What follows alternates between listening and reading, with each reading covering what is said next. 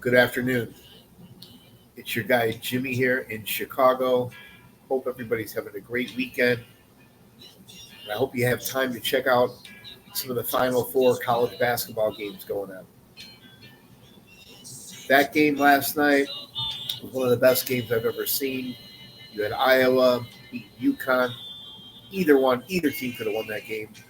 Now Iowa's going to advance to the national championship tomorrow and play undefeated South Carolina. Can't wait for that game.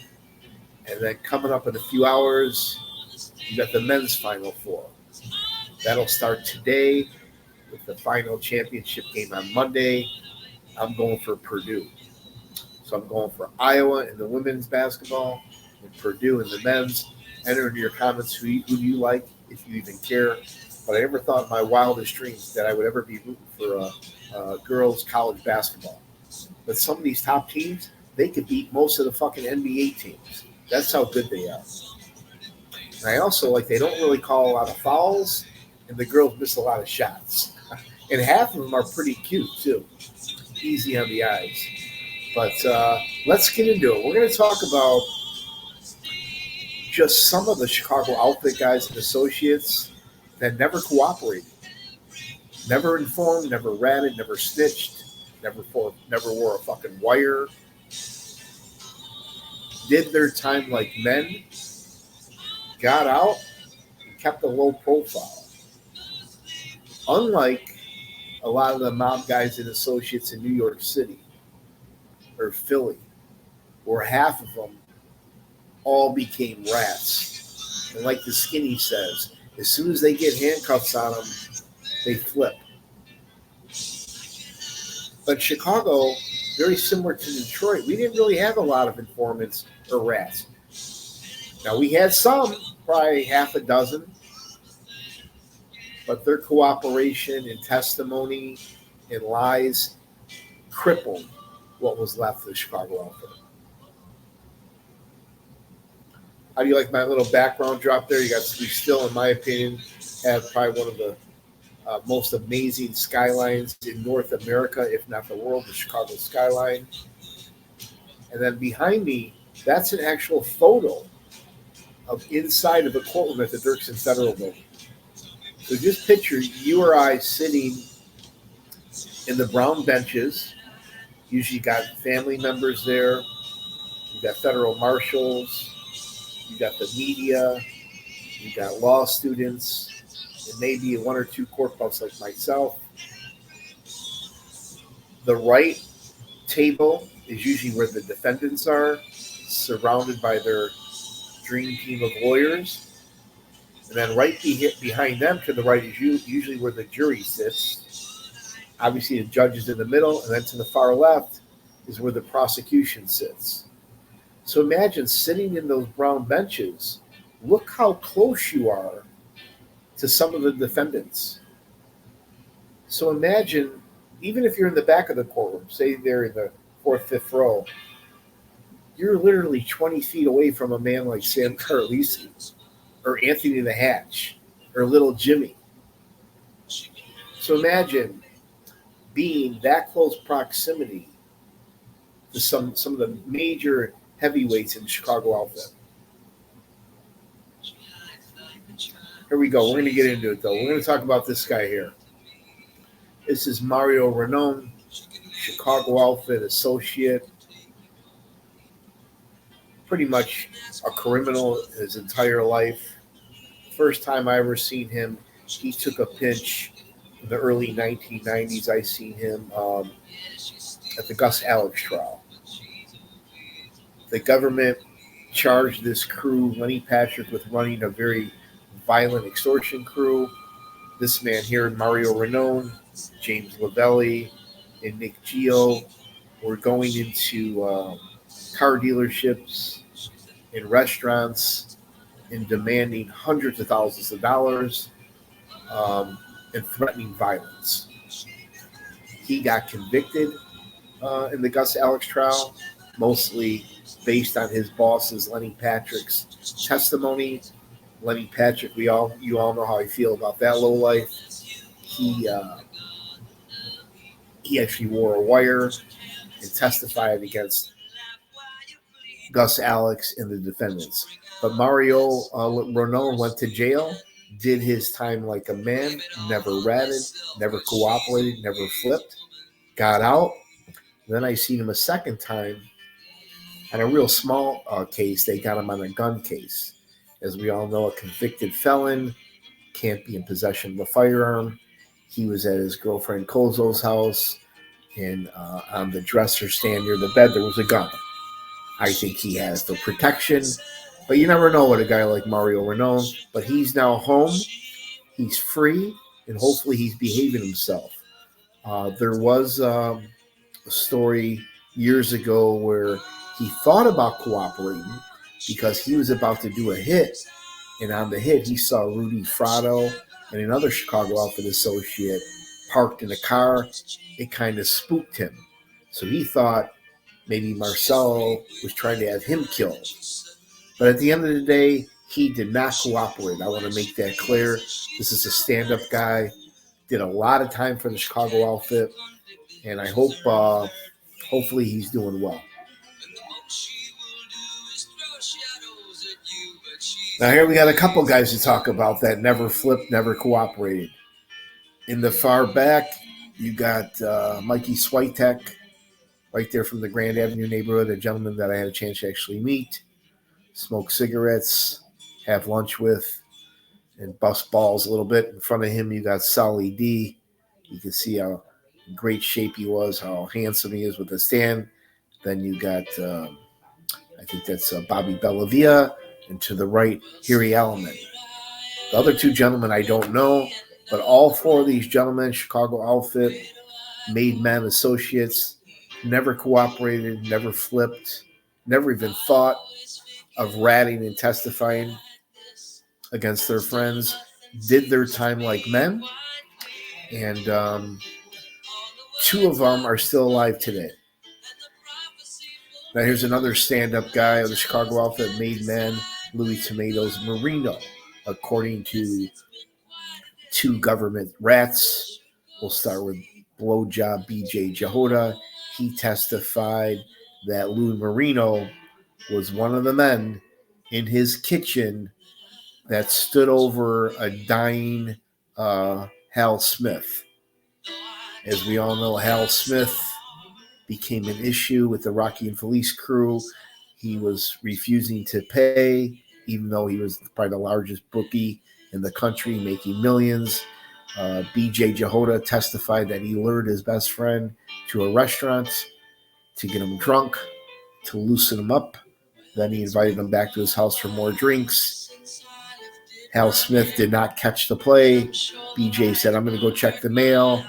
Go on in. The kitchen doors open. When Hal Smith opened up the sliding glass door, according to BJ Jehoda, he was jumped by Rocky and Felice. This man here, Louis Marino, Bobby Bellavia, and the man in back, Bobby Salerno.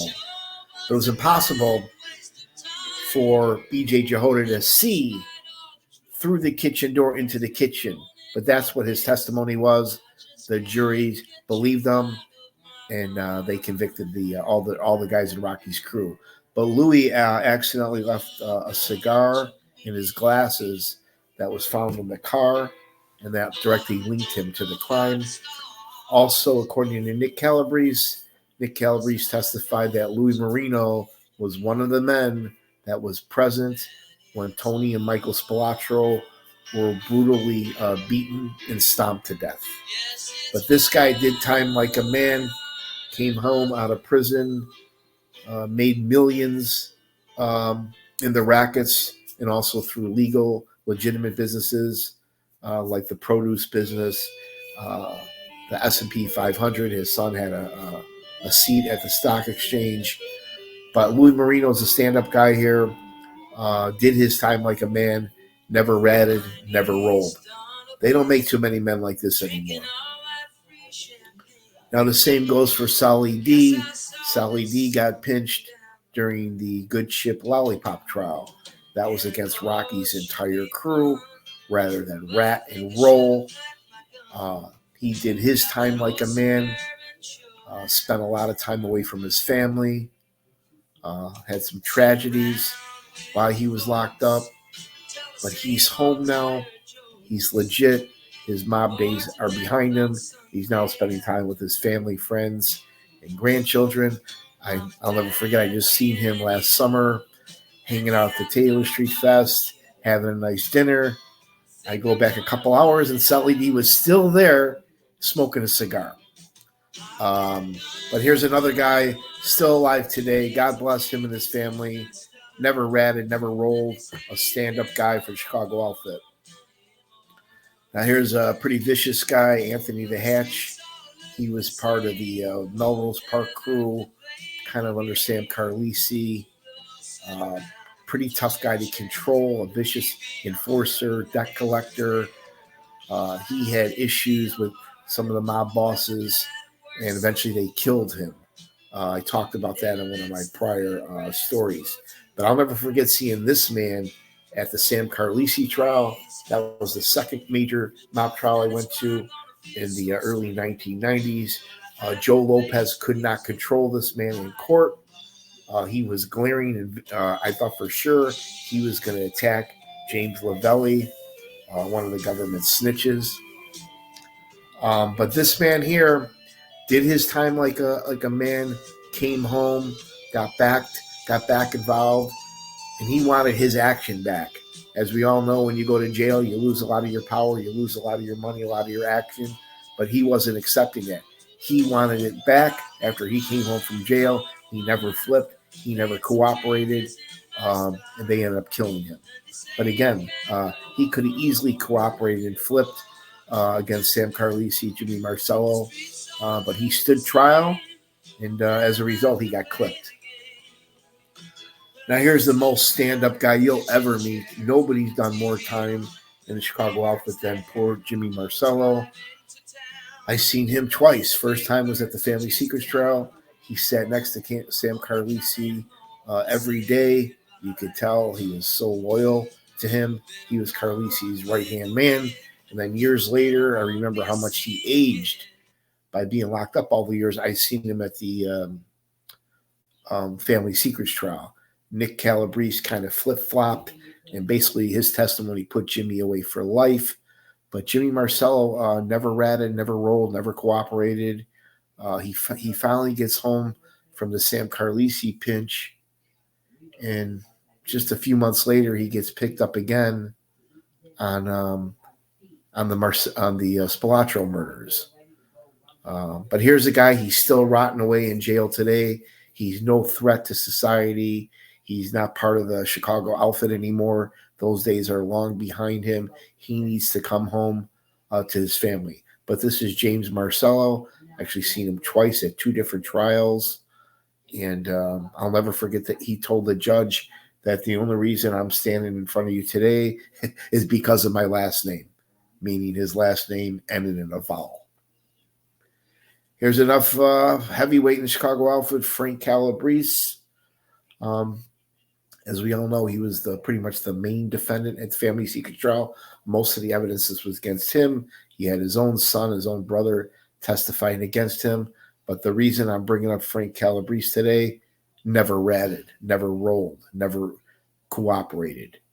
Did his time with his little crew, was hoping to come home and get back on the streets and pick up where he left off. And then Junior and Nick conspired to lock him up for life and steal all his money. And don't ever forget that. That's exactly what Junior did. He stole all his money and had his dad locked up for life.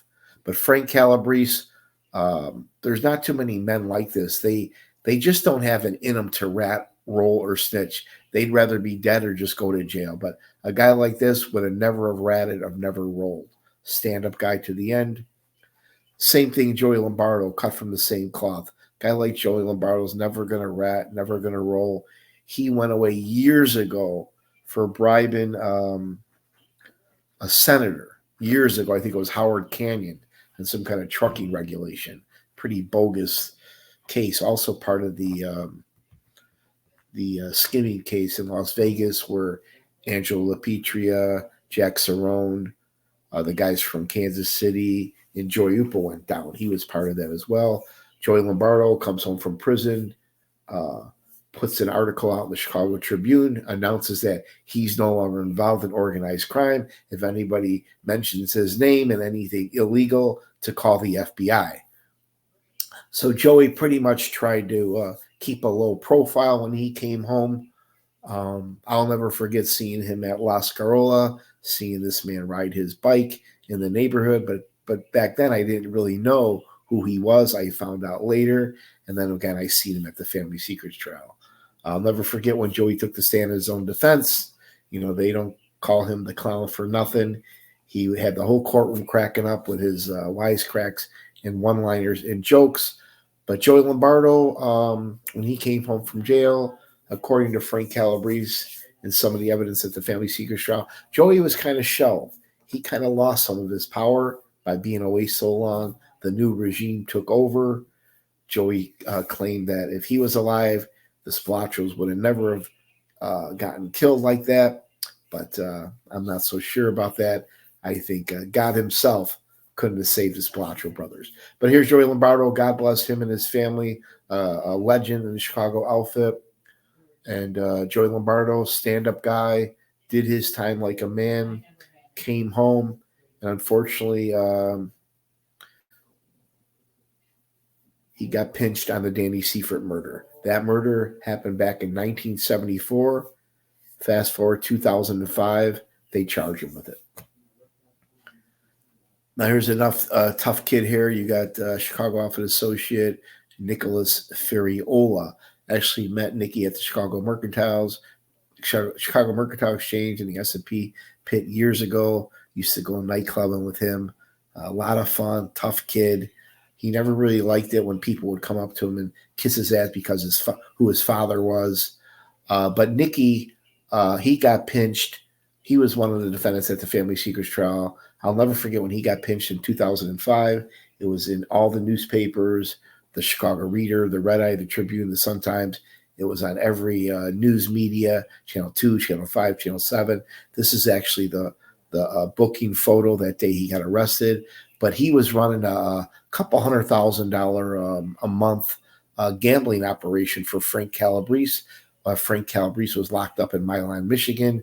Nicky would go visit Frank Calabrese Sr. in prison, posing as his godson. They would talk in code. And at one point, Frank Calabrese told Nicky he was reading a verse from the Bible saying, it's okay to kill your brother, according to the Bible. And Nicky's response was like, wow. Meaning Frank Calabrese was already thinking about killing Nick, his own brother. And then Nicky was talking about all the money he was making on the street. And Calabrese told him not to talk about large amounts of money like that. But the reason I bring up Nicky, he could have easily ratted, cooperated, or flipped. But it's not in his blood. He would never do that. He did his time like a man, came home, got a legitimate job. Some people think he's still involved or they think he's the upcoming boss of Chicago outfit. That's total bullshit. He's way too smart to get involved in that life. But here's Nick Calabrese, one of the younger stand-up guys of the Chicago outfit. Now here's another friend of mine. You got Bobby Pinozzo, Bobby P.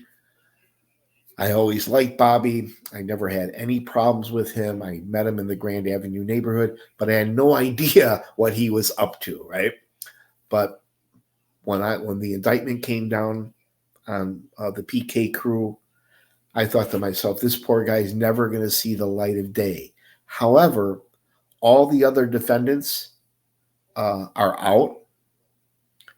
He obviously got hit with most of the serious charges, and I'm hearing different things, but hopefully he'll be able to come home soon one day and enjoy the remaining days of his life. Hopefully Bobby's learned his lesson.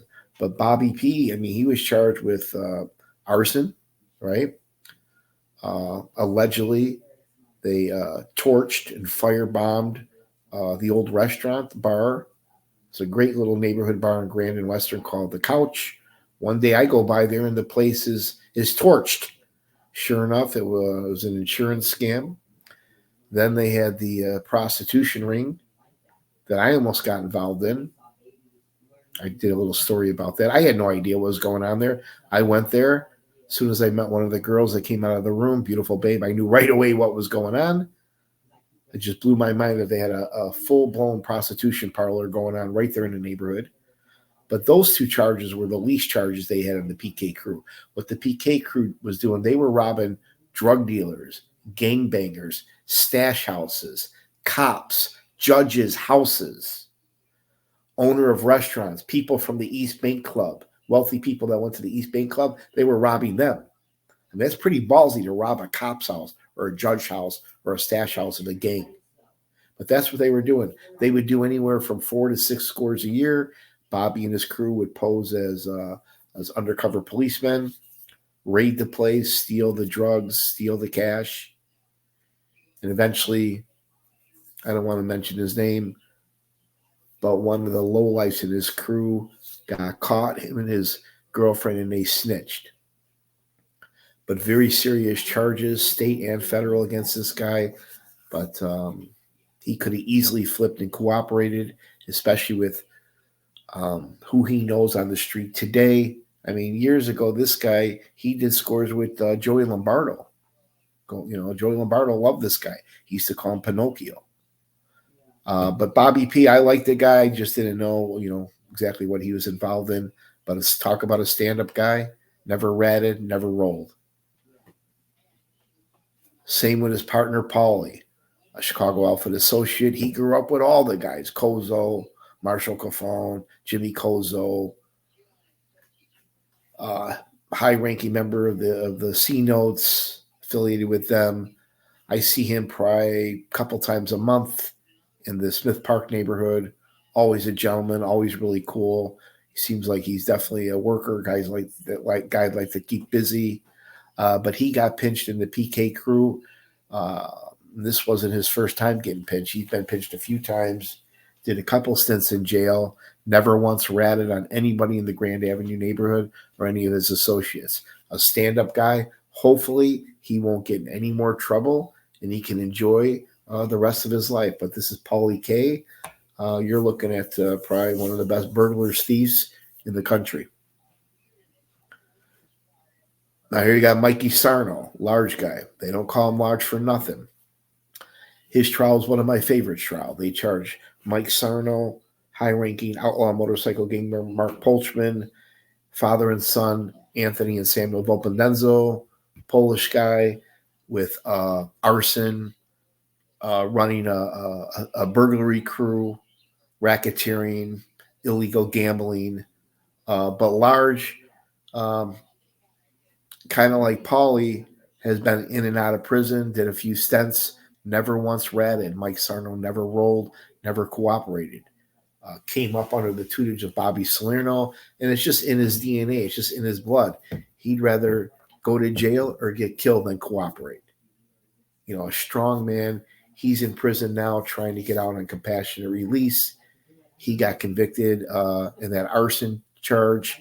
The government alleged that he was the leader of the crew, and the main charge was the bombing where they blew up a competitive video poker guy. But this